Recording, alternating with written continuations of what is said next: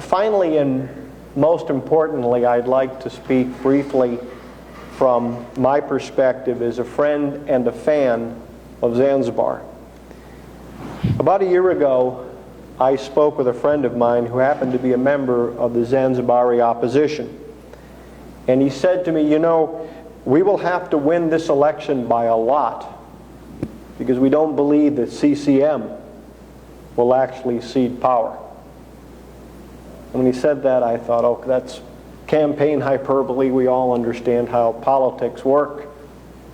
But he said, no, I'm serious. It won't go quietly. We can't just win. We must win by a lot.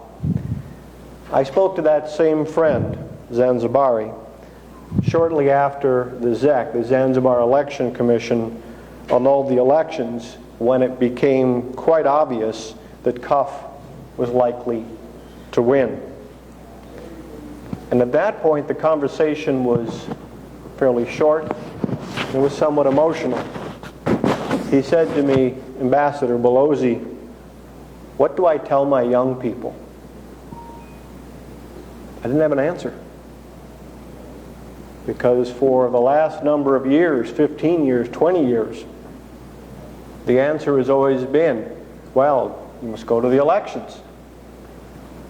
If you have a disagreement with the government, you must campaign. You must win offices. You must go to the ballot box. You must make your case to everyday families across the islands. In the weeks leading up to the rerun of the elections in March, I couldn't find one Zanzibari who believed that CUF would be given a fair chance to win.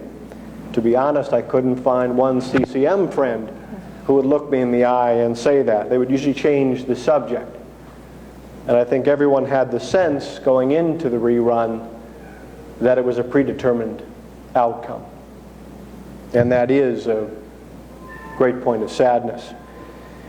What lies ahead for Zanzibar and Tanzania? I think it's a fair question.